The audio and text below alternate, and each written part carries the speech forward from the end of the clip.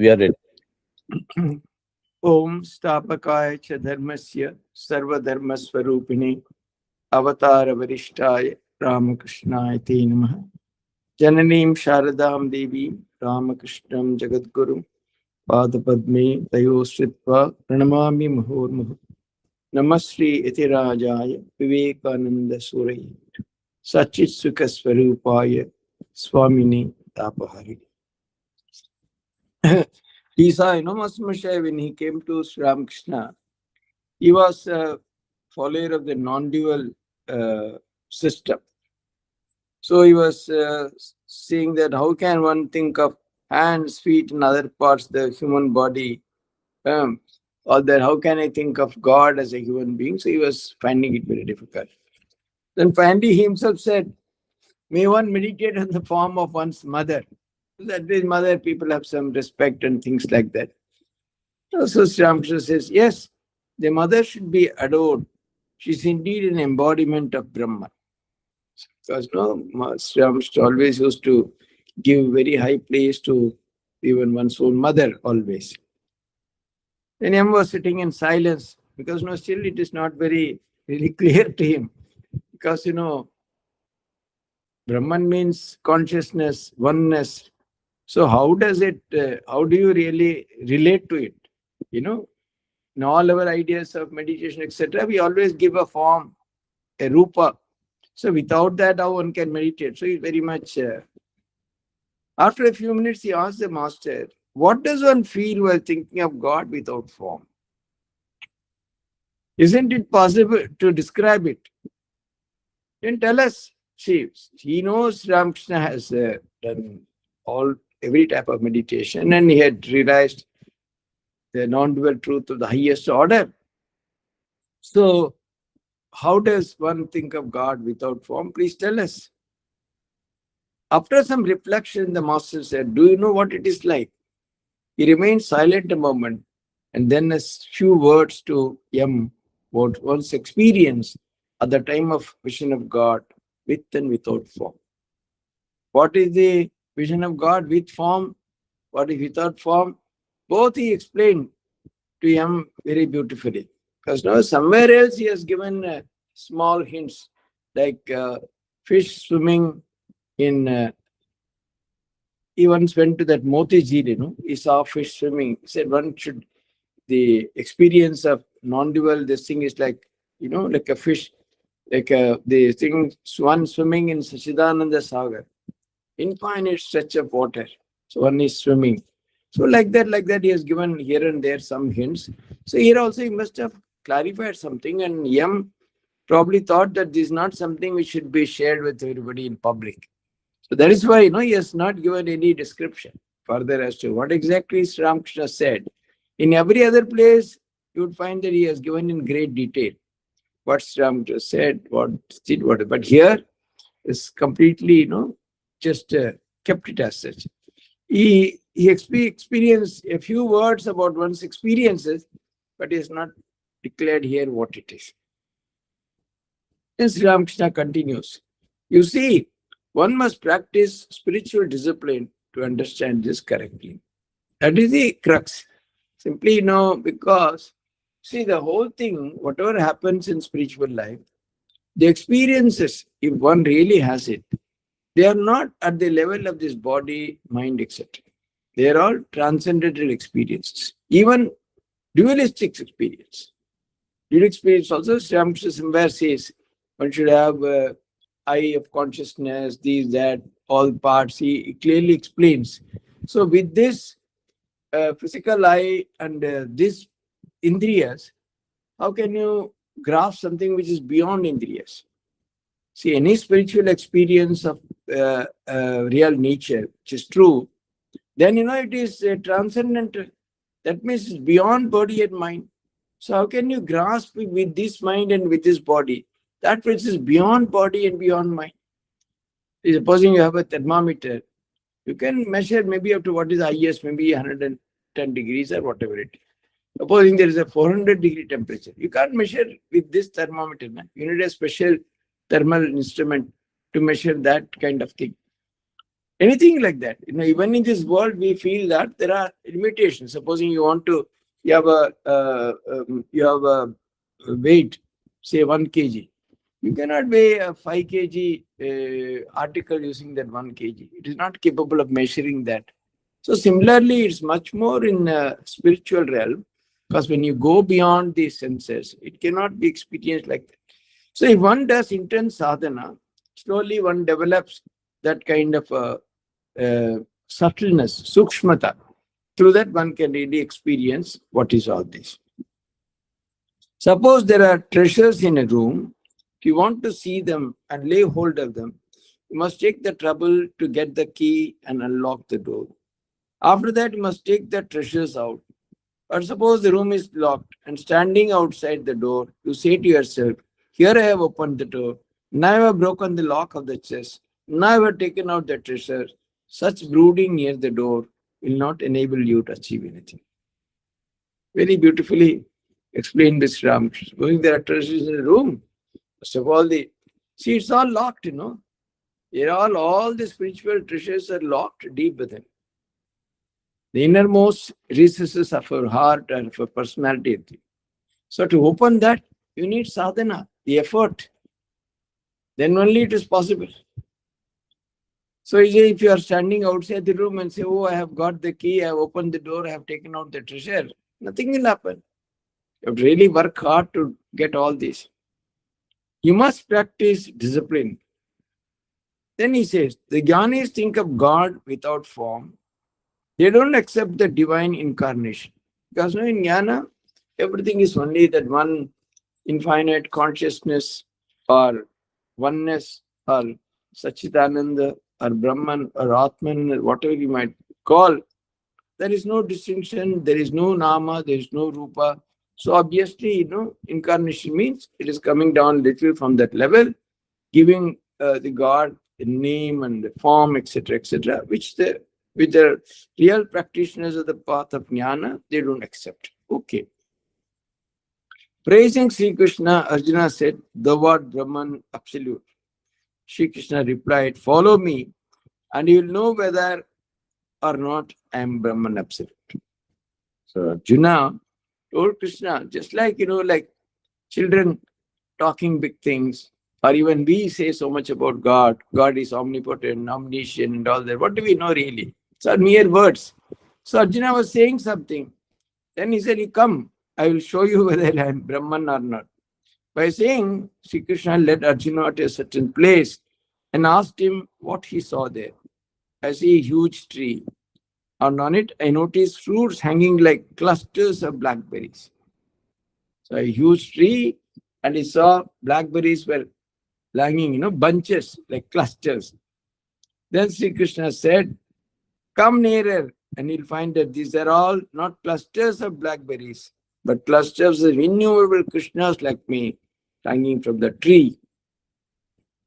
In other words, divine incarnations without number appear and disappear on the tree of absolute Brahman. So he says, don't think that I am just the Brahman absolute.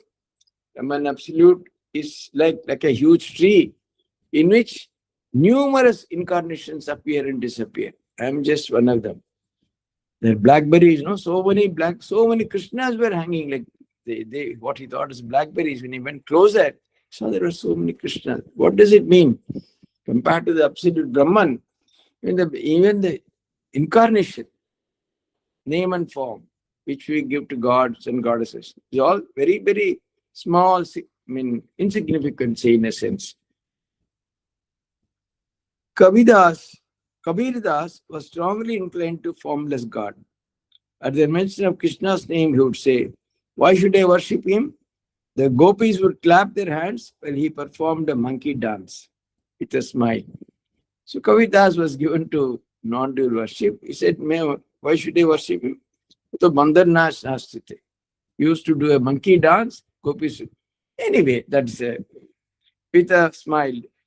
But Sri Ramakrishna says, "I accept God with form when I'm in the company of people who believe in that idea. And I also agree with those who believe in the formless God." So, because Sri Ramakrishna was all inclusive, he never felt any difficulty. That's why, no, the first time when Sri Ramakrishna himself met, when Matsmasha met him, one of the earliest questions was, do you believe in God with form or without form? Matsmasha was simply stunned. How is he asking? These two cannot be alternatives. If you believe in God with form, you cannot believe in God without form. If you believe in God without form, how can you believe in with God? So he was stunned. Sri Ramakrishna says, see, the ultimate truth is with, without, and much more. Not only with form and without form, it's even beyond that. What it is, you cannot explain. So somewhere else he says, see, the infinite, the ultimate knowledge or consciousness, the supreme, is like a huge mountain of chini or sugar. Sukdeva and others could take just one grain from that. Imagine, Sukdeva was considered a Brahmagyani from birth. He was Ajivan Brahmagyani. From birth, he was a Brahmagyani. Like, he came with that supreme knowledge. He was never touched by the world at all.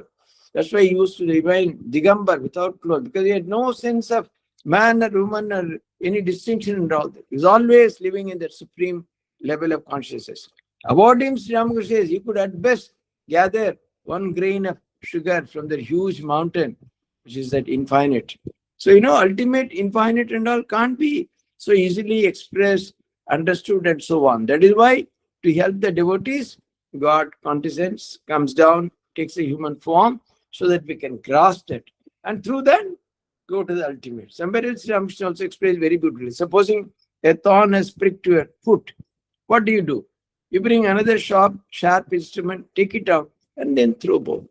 So one may start with the dualistic worship also, but as one advances in spiritual life, it's possible to go to the higher and higher level, and ultimately one can even reach the non-dual state. So that's why he says, because Sri Ramakrishna had seen both, he had practiced all the possible disciplines, or divided the branches of knowledge of the dualistic school, has had every experience, and he has also had the highest non-dual experience. He knew both were true. In what sense? How they are true, how they can be combined. In various places, he clearly explained that. Then Matsmasha says, you are as infinite as he of whom we have been talking. Truly no one can fathom your depth.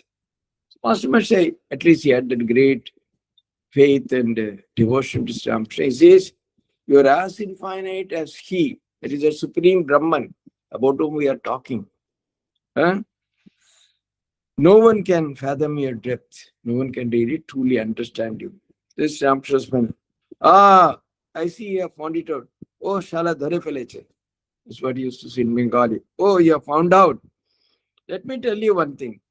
One should follow various paths. One should practice each creed for a time. In a game of Satrancha, a piece can't reach the center square until it completes the circle.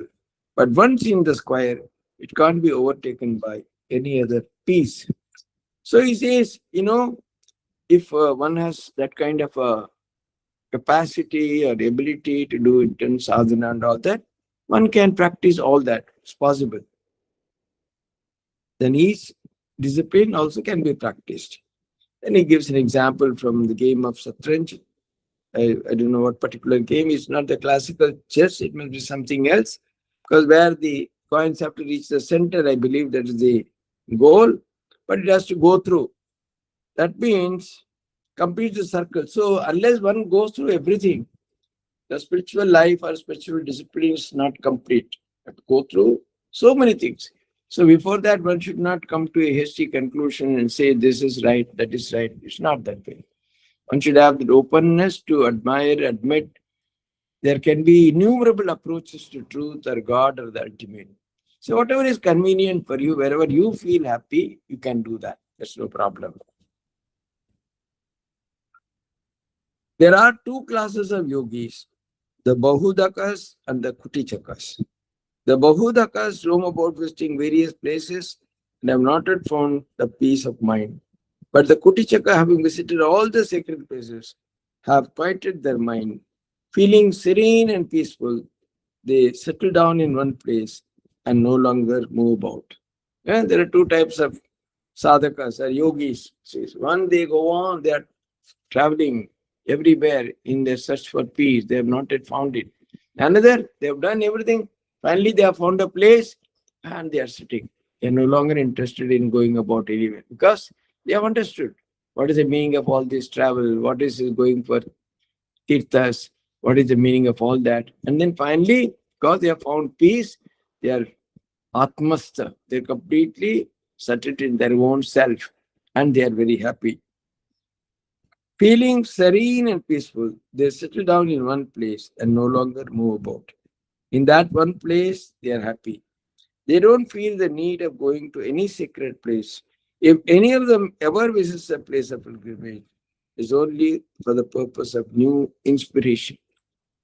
See, normally, why do people go for pilgrimage? So the people go for just roaming about, go here and there, spend some time, eat, and this and that. Hardly people get time to do sadhana. But true sadhakas are those when they go to a place of pilgrimage, they stay there, they do intense sadhana because they want to absorb the vibrations of the place. You see, the Narada Bhakti Sutra, it says, Tirthi Kurvanti Tirthani. How does a place become a great Tirtha Kshetra, place of pilgrimage? Only because great sadhakas have visited that place. They have spent enormous amount of time. They have done intense sadhana there. And because of those vibrations, whoever goes there, any sincere aspirant gets easily inspired and is quickened in his path. So that way, to draw inspiration and to absorb the vibration, that's what people go. So he says, the Kutichaka, one who is settled down, normally does not go. But in a rare occasion, if he goes on a pilgrimage, it is just to get some new inspiration. I'm doing the same place. Let me go to a new place and see and observe those vibrations and do. Just as Ramakrishna himself used to do. There was no need for him to go. But he went to that where the kirtan used to happen. So he went there for a few days. And then it was all a great mark of joy for everybody. So much of all that. Then with Mathur Babu, sometimes he went on pilgrimage. It's all because he wanted to experience the different inspiration at various places. That's why he went. I had to practice each religion for a time. Hinduism, Islam, Christianity. Furthermore, I followed the path of Shaktas, Vaishnavas, Vedantis. I realized that there's only one God toward whom all are traveling, but the paths are different. That's what his famous statement, Yatho mat, tato pat. As many faiths, so many paths. So, is it all are ultimately all lead to the same ultimate truth? Only the way, the path, they are different depending upon one's own, the predilection, way we are brought up, whatever. So, all those things, they differ normally. But the truth is one. That's what our ancient sages have long ago declared. Ekam sat vipra buddha vadanti. Truth is one. Sages call it variously. But it is, Sri Ramakrishna says, it is not mere statement. He literally felt what it is, what are the truths according to various faiths, various religions, even Christianity, Islam. See, actually, one goes on a path of intense sadhana, whichever be the path, and realizes ultimate goal. Whatever he or she comes back and says is not the exact description of that ultimate, because that cannot be described. Because it is yato vacho nivartante aprapya manasasa avang manasa gochanam. Is it all beyond mind, which mind and speech come back unable to describe what it is. This is the state of the highest truth. So when one realizes that, whatever description one gives is not exactly that. It is something according to one's own nature, tendency, predilection. Supposing I have a vision of God, whatever was my upbringing, my practice, everything, with that background in view, I will explain that vision. That is not the exact description of that vision because it cannot be described exactly. because that is something, a transcendental experience. So that is why, when all people, whoever is a sadhaka, after that experience, when such a person describes the state of experience or the ultimate truth, that is far short of the actual reality. So without understanding that, people quarrel, oh, this is not that, my description that, your description that. But it is not descriptions. What is the real truth? Unless you go there, you cannot find out. When one really goes there, such a person finds that there is no scope for any quarrel or difference or anything. Not only that, such ideas don't even arise in the minds of such people. They are deeply absorbed, deeply immersed in that ultimate truth. Where's the question of fighting? Where's the question of differing? It's all the same truth, the highest one truth only. That's what Sri Ramakrishna experienced. He went through all these sadhanas. He himself says, I did all that. But he found out that all those sadhanas lead to the same ultimate goal, which at one level cannot be described, cannot be exactly stated as what it is. So obviously, there is no question for any fight or disagreement or anything. While visiting the holy places, I would sometimes suffer great agony. Why? Because there also, people, instead of really engaging in that kind of a great spiritual pursuit, they were spending their time differently. Once I went with Mathur to Raja Babu's drawing room in Benares. I found that they talked there only of worldly matters, money, real estate, and the like. Both were very rich people, both had huge properties. So obviously they started immediately. See, Ramsh also says somewhere, one hemp smoker finds delight in the company of other. If you find two people interested in music, immediately they will start discussing about classical music and ragas and this singer and that singer. People are interested in sports, they will immediately start thinking. So whatever we are, whatever our mind is engaged normally, that's what we talk. So Mathur Babu was not a great sadhaka by any means. Somehow he got the grace of Sri Ramakrishna and he was liberated, probably. So when he went to meet another big rich man, maybe the Raja in Benares, he started talking all those things. So Sri Ramakrishna was almost weeping. At this I burst into tears. I said to the Divine Mother, weeping, Mother, where hast thou brought me? I was much better off at Dakshineshwar. Here he has come to the Raja's palace. Obviously, he has to keep quiet. If it is at Dakshineshwar, he would have slapped Mathur Babu as he did Rani Lasmani. Here also, here coming and thinking of worldly matters. In Benares, such a holy place. Virtually, Shiva is giving Tarak mantra to all those who are dying. Ma Parvati is untying their knots of bondage. And here we are thinking of estate and money and all that, you would have slapped him. But naturally, in the Raja's palace, these are all not possible. Dakshineshwari, we had that. So nobody used to come in Dakshineshwari. Nobody could ever come and talk anything worldly in front of him. See all the conversation in his room, etc. Rarely some simple innocent joke about jalebi, about something, about this. Very, very rare. About some mimicry about somebody. Very, very. So naturally, it's all conversations are all about only spiritual truths. In 2-3 minutes, even if any other topic is there, within seconds, Sri Ramakrishna would either go into samadhi or go into a different standards, transcendental state, or they'll be singing of kirtans, they'll be dancing in ecstasy and so on. It was day and night, was only divine experience and nothing else. So that it was. But here he says that he has been brought all the way to Benares. And here Mathur Babu is talking seriously about estate and money and all that. Obviously, he was really, he cried, he shed tears. In Allahabad, I noticed the same things that I saw elsewhere. Same pond, same grass, same trees, same tamarind leaves. So, because, whatever was originally there, he was only everywhere he was reminded about that ancient ideas, all the spiritual vibrations, the spiritual incidents connected to that place.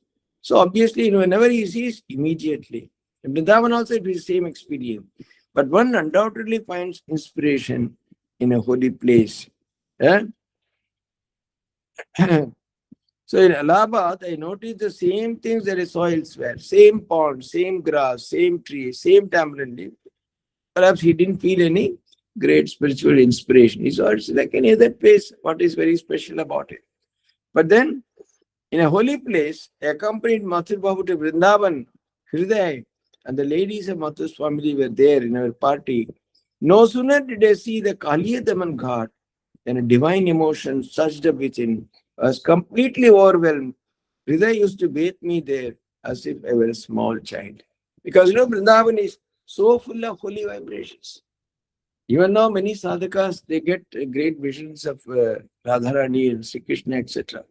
So when he went there, immediately Kaliyadaman, where he, danced on the uh, uh, hood of that great serpent and brought him to, senses. He was in people. He was poisoning the water.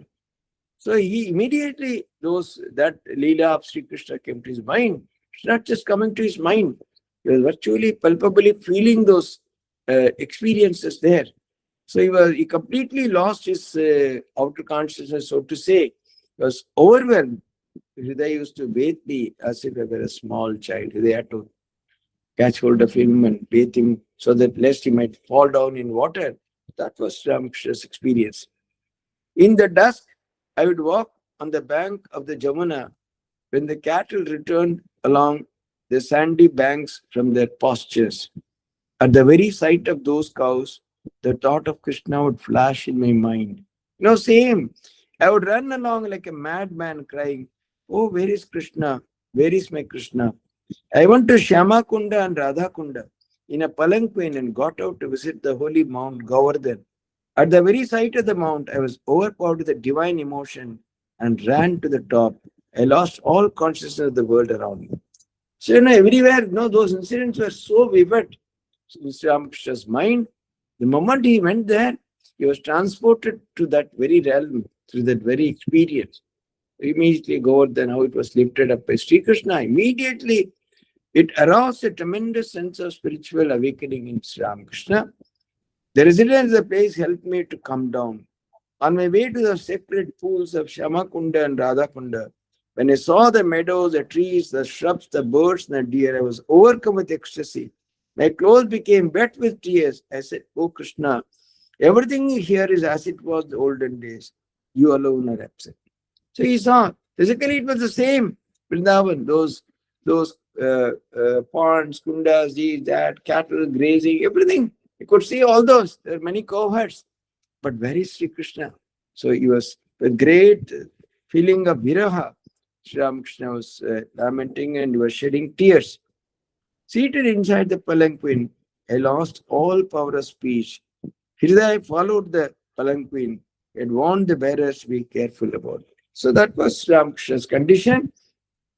Any place of pilgrimage, whenever he went, immediately, that produced in him a tremendous spiritual upsurge. See, that is why, what is the use, what is the value of places of pilgrimage, etc. They help sadhakas do sadhana in a more intense form. Everywhere you can do. Why should one go to a place of pilgrimage? Because others have done great sadhana there. They've experienced the truth there. That serves as an impetus for you, an inspiration for you. Suppose, you go to Vrindavan and recall. See, even if you don't do anything else, simply recalling the Leelas of Sri Krishna, and if you visit various places, that itself will give you some kind of a spiritual uplift. On the more, if you can do intense sadhana, people very quickly. That's why, many sadhus, many sadhakas, they select such places where great men and women have lived and done great sadhana, so that they also get inspiration and they can also do intense sadhana. That's the use of all that. Now I have to go because we have a musical program here. So maybe again in May first week we'll meet. Om Shanti Shanti Shanti Hari Om Tatsat Sri Ramakrishna Paramastu. In case you have any question, any quick question I can take, otherwise I have to go because the artist has already come. Because last minute arrangement, we didn't even know actually we have Ramnam, but still we have this. So, it is okay. It's okay. I'll just huh? ask. I'll just ask around if anybody has a question. Any of you have a short question? I have one thought, Maharaj. Not really a question. If I can ask you about that, what comes up over here is that both M and Narendra, they both have spent significant time with Thakur. Like M has, like that is how he has documented, and both Yeah, of them come from the same elite educated background of that time. yeah, Uh, and what we see is that Thakur takes both of them through these trials, like with form, without form, asking questions, pushing them. Narendra was very arguing type, like asking questions. It seems to me that M was a very different character. He accepted. Does that show some different temperament or character of his? yeah, yeah. See, people are all made differently, temperaments are all different. See, Mahendranath Gupta also started. The first time he argued, the very first instance, he was smashed to pieces by Sri Ramakrishna. So then and there, he decided that this is the first and last time I'm going to argue before Sri Ramakrishna. He was very quickly overwhelmed by Sri Ramakrishna's spiritual eminence and illumination and excellence. But Narendranath was by nature. And Sri Ramakrishna always, used to guide aspirants according to the path which is most suited for them. Right. He wanted, so in the case of Rakal, it was a different kind of a guidance. Baburam, it was different. See, Rakal was afraid. He was afraid to go to temple because Narendra would scold him. Then he called Narendra, don't interfere. That is his path. It's not for you, but for it is. When Narendra came, you would give him all the Advaitic books. He said, no, I don't believe us. No, you read it for me. Ashtavakra Samhita, etc. Because he knew, he had, see, he was such a, see, we have all understood very little of Sri Ramakrishna, so we cannot even imagine. Here is a person who could read everyone inside out. Not with that, he knew what will happen. That once before say, Keshav, he was sitting, and the moment he left, he said, with the qualities for which Naren is famous, Keshav, Naren has 18 such qualities. Narendranath was furious. He scolded him, you're a madman. But he said, no, I'm not saying. Mother is revealing to him. So he could clearly see what is going to happen, where Naren will be, where Master will be, what is his role. See exactly the way he molded Master Marsha. That is what has helped us get this wonderful Kathamrita. Had he been like Narendranath, we would not have got it. So I each get. person was molded very specially by Sri Ramakrishna in his own unique way, so that they all become fit instruments for carrying on this task of spiritually illuminating others or helping others in their spiritual journey, etc. So that's why there is a big difference. Thank you, Maharaj. Thank you. Okay.